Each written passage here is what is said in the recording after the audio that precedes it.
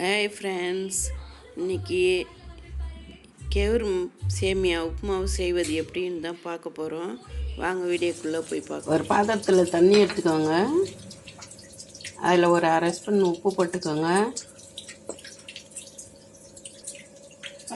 நம்மளுக்கு தேவையான அளவுக்கு சேமியாவை இதில் தண்ணியில் போட்டு ஒரு 4 நிமிஷம் நம்ம ஊற வச்சுக்கலாம்.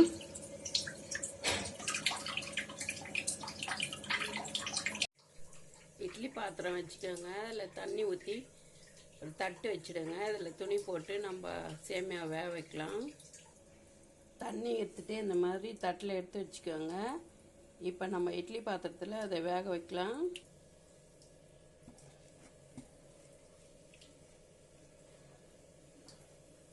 ஒரு 5 நிமிஷம் வேக வச்சிங்கன்னா வந்துடும்.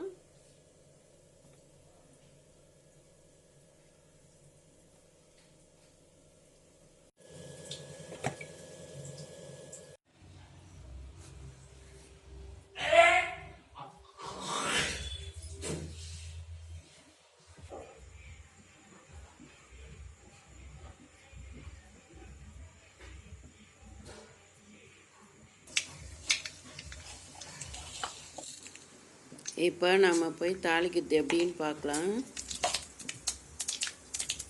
ஒரு வானிலை வச்சுக்கோங்க. சிறிதளவு எண்ணெய் விட்டு கடுகு போடுங்க. கடுகு நல்லா பொரியட்டும். கடலை பருப்பு, உளுத்தம் பருப்பு ஆட் பண்ணுங்க.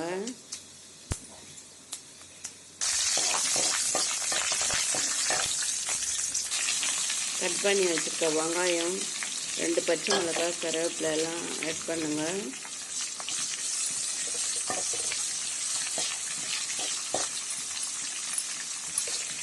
நல்லா வதங்கட்டும்.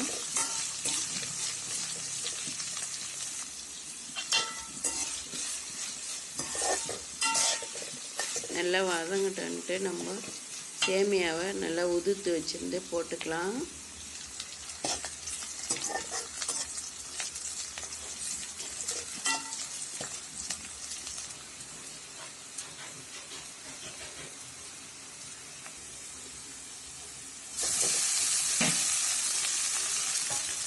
வெங்காயம் நல்லா வதங்கிடுச்சு.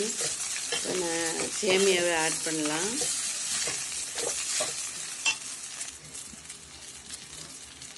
ஆட் பண்ணிட்டு சிறிதளவு உப்பு போடுங்க.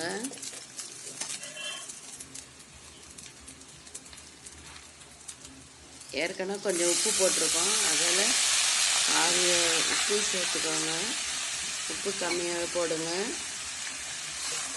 லேசாக தண்ணி தெளிச்சுக்கோங்க. தண்ணி தெளித்து மிக்ஸ் பண்ணுங்க.